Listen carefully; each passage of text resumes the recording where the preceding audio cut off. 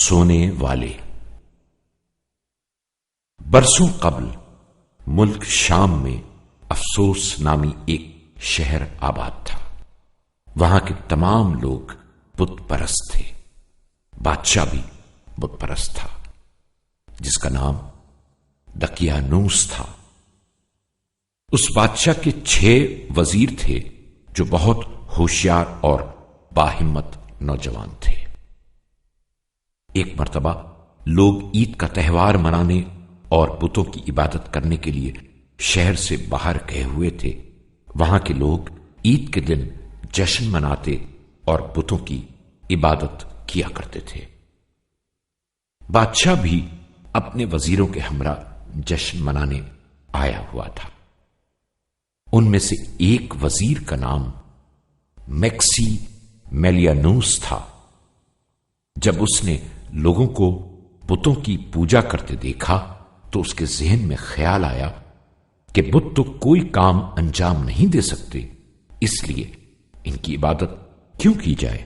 دراصل اللہ تعالی نے اس پر الہام کیا تھا کہ دنیا کا ایک بنانے والا ہے اور وہی عبادت کے لائق ہے۔ اس خیال کے آنے کے بعد وہ عقل مند وزیر بہت پریشان رہنے لگا۔ اسے پریشان دیکھ کر دوسرے وزیر اس کے پاس آئے اور اس سے پریشانی کی وجہ پوچھنے لگے۔ اس نے بتایا کہ میں بت پرستی سے تنگ آ چکا ہوں۔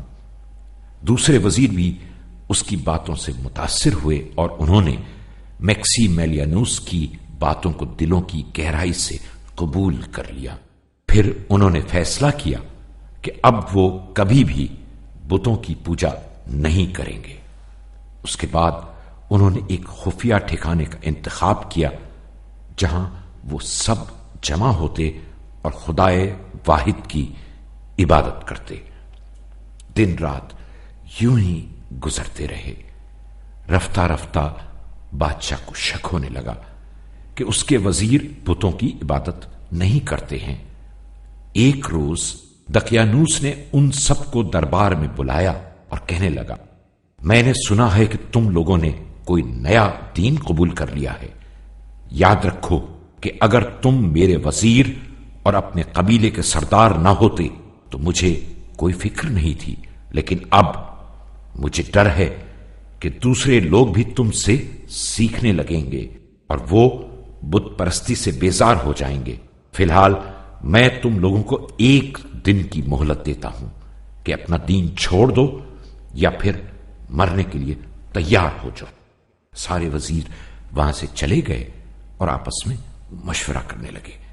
انہوں نے فیصلہ کیا کہ ہم خدا کو چھوڑ کر بت پرستی کا راستہ اختیار نہیں کر سکتے۔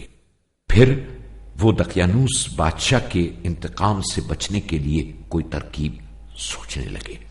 اچانک ان کے ذہن میں خیال آیا کہ شہر سے فرار ہو کر پہاڑوں پر چلے جانا چاہیے۔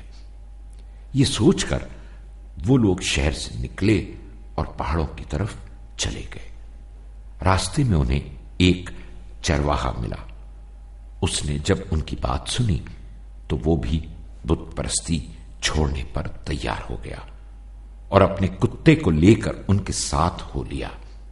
چلتے چلتے وہ ایک پہاڑ پر جا پہنچے جس میں ایک بہت بڑا غار تھا۔ وہ لوگ غار کے اندر چلے گئے۔ وہاں ٹھنڈے اور میٹھے پانی کا چشمہ جاری تھا۔ انہوں نے منہ ہاتھ دھویا اور چشمے سے پانی پی کر کچھ دیر آرام کرنے کے لیے لیٹ گئے۔ وہ بہت تھکے ہوئے تھے، اس لیے انہیں فوراً نیند آ گئی، لیکن خدا نے انہیں گہری اور طویل نیند سلا دیا۔ پھر وہ خدا کی قدرت سے برسوں سوتے رہے اور نیند کے عالم میں ادھر ادھر کروٹیں بدلتے رہے۔ خدا کی قدرت سے یہ لوگ 309 سال تک سوتے رہے۔ جب ان کی آنکھ کھلی تو وہ سمجھے کہ وہ 1 دن یا اس سے بھی کچھ کم سوئے ہیں۔ چونکہ ان کو بہت بھوک لگ رہی تھی، اس لیے ایک نوجوان کہنے لگا، فی الحال ان باتوں کو چھوڑو، پہلے کچھ کھانے کا بندوبست کرتے ہیں۔ اس کے بعد انہوں نے فیصلہ کیا کہ کوئی ایک آدمی شہر جا کر کھانے کا انتظام کرے اور پوری احتیاط سے کام لے تاکہ بادشاہ دقیانوس کے آدمی اسے پہچان نہ لے۔ میکسی میلیانوس غار سے نکلے اور شہر کی طرف روانہ ہو گئے۔ جب وہ شہر میں داخل ہوئے تو دیکھا کہ شہر بالکل بدل چکا ہے۔ وہاں بڑے بڑے محلوں کی جگہ چھوٹے چھوٹے مکانات بنے ہوئے ہیں۔ اسے کوئی جانا پہچانا چہرہ بھی نظر نہیں آ رہا تھا۔ اس کی حیرت زدہ نظروں کو دیکھ کر لوگ سمجھ گئے کہ وہ اس شہر میں اجنبی ہے۔ یہ دیکھ کر ایک شخص آگے بڑھا اور اس نے پوچھا کہ کیا تم اجنبی ہو؟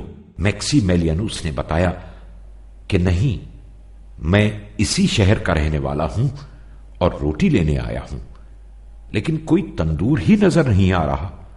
وہ شخص اسے ایک تندور پر لے گیا جہاں سے اس نے کچھ روٹیاں خریدی۔ جب اس نے اپنی جیب سے پیسے نکال کر روٹی والے کو دیے تو وہ غور سے پیسوں کو دیکھنے لگا۔ دراصل وہ سکے 300 سال پرانے تھے۔ یہ دیکھ کر روٹی والے نے سوچا کہ شاید اس آدمی کو کہیں سے خزانہ ملا ہے، اس لیے وہ خزانے میں سے اپنا حصہ مانگنے لگا۔ میکسی میلیانوس کی سمجھ میں نہیں آ رہا تھا کہ روٹی والا کیا کہہ رہا ہے۔ انہوں نے بتایا بھی کہ مجھے کوئی خزانہ نہیں ملا ہے، بلکہ یہ میری اپنی رقم ہے، لیکن روٹی والے نے شور مچا دیا اور لوگ چاروں طرف سے اکٹھے ہو گئے۔ اب تو وہ بہت پریشان ہوئے کہ کہیں دقیانوس بادشاہ کے سپاہی اسے پہچان کر گرفتار نہ کر لیں۔ یہ سوچ کر وہ بھاگ کھڑے ہوئے، لیکن لوگ انہیں پکڑ کر بادشاہ کے پاس لے گئے۔ بادشاہ نے ان سے کہا کہ ہمارے نبی حضرت عیسیٰ علیہ السلام نے ہمیں حکم دیا ہے کہ خزانے کا صرف 5واں حصہ مالک سے لیا جائے، اس لیے تم اپنے خزانے کا 5واں حصہ ہمارے حوالے کر دو اور اطمینان سے چلے جاؤ۔ وہ حیرت سے بادشاہ کو دیکھنے لگے، کیونکہ دقیانوس کی جگہ بادشاہ کوئی اور تھا اور حضرت عیسیٰ کی مخالفت کرنے کی بجائے ان کے حکم پر عمل کر رہا تھا۔ وہ بالکل ہی چکرا کر رہ گئے تھے۔ کہنے لگے، مجھے کوئی خزانہ نہیں ملا ہے، بلکہ یہ میری اپنی رقم ہے۔ کل میں نے کھجوریں فروخت کی تھیں اور یہ وہی پیسے ہیں۔ میں اسی شہر کا رہنے والا ہوں، لیکن میری سمجھ میں نہیں آ رہا کہ یہاں کیا ہو رہا ہے۔ یہاں تو سب کچھ بدل چکا ہے۔ یہاں کا بادشاہ اور مذہب بھی تبدیل ہو گیا ہے۔ جب بادشاہ نے اس کی حیرانگی دیکھی تو پوچھا، اچھا یہ بتاؤ کہ تمہارا نام کیا ہے؟ جب اس نے اپنا نام بتایا تو بادشاہ کہنے لگا، یہ تو بہت قدیم نام ہے، آج کل ایسے نام کوئی نہیں رکھتا۔ پھر کچھ سوچ کر بادشاہ نے کہا، اگر تم اسی شہر کے رہنے والے ہو تو تمہارا گھر کہاں ہے؟ یہ سن کر میکسی میلیانوس انہیں اپنے ساتھ لے کر گلی کوچوں میں سے گزرنے لگے اور انہیں ایک پرانے لیکن خوبصورت اور بڑے گھر کے دروازے پر لے آئے اور کہنے لگے، یہ میرا گھر ہے۔ پھر انہوں نے دروازے پر دستک دی تو ایک بہت ہی بوڑھا شخص گھر سے باہر نکلا۔ بڑھاپے کی وجہ سے اس کی بھویں آنکھوں پر گر چکی تھیں۔ کچھ دیر گفتگو کے بعد معلوم ہوا کہ وہ بوڑھا میکسی میلیانوس کی نسل سے تھا۔ بوڑھے کو یاد تھا کہ اس کے پردادا اپنے دین کی حفاظت کے لیے ہجرت کر کے اس شہر سے چلے گئے تھے۔ اس نے ساری باتیں بادشاہ کو بتائیں تو وہ اپنی سواری سے نیچے اتر آیا اور میکسی میلیانوس کو گلے سے لگا لیا۔ پھر بادشاہ نے ان کے دوستوں کے بارے میں پوچھا تو میکسی میلیانوس نے ساری بات بتا دی۔ یہ سن کر بادشاہ اور شہر کے تمام لوگ ان کے ساتھ چل پڑے۔ پہاڑ کے قریب پہنچ کر انہوں نے کہا کہ پہلے غار میں جا کر اپنے دوستوں کو بتا دوں، پھر آپ لوگ آئیں تاکہ وہ لوگ گھبرا نہ جائیں۔ اس کے بعد غار میں جا کر انہوں نے ساری بات بتائی. پھر بادشاہ بھی اندر آ گیا اور سب کو گلے لگا کر کہنے لگا کہ اب تم سب شہر چل کر میرے محل میں رہو. انہوں نے کہا کہ ہمارے تمام دوست احباب مر چکے ہیں اور اب ہم اس شہر میں کسی کو نہیں پہچان.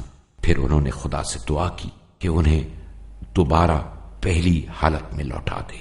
خدا نے ان کی دعا قبول کر لی. اس کے بعد سب لوگ چلے گئے اور کہنے لگے کہ اللہ تعالیٰ نے ان نوجوانوں کو ہمارے لیے نشانی بنایا ہے تاکہ ہم جان لیں کہ ایک روز ایسا آئے گا جب ہم دوبارہ زندہ کیے جائیں گے. اس کے بعد بادشاہ کے حکم پر وہاں مسجد بنا دی گئی. آج ان لوگوں کو اصحاب کہف کہا جاتا ہے کیونکہ کہف کے معنی غار کے ہوتے ہیں.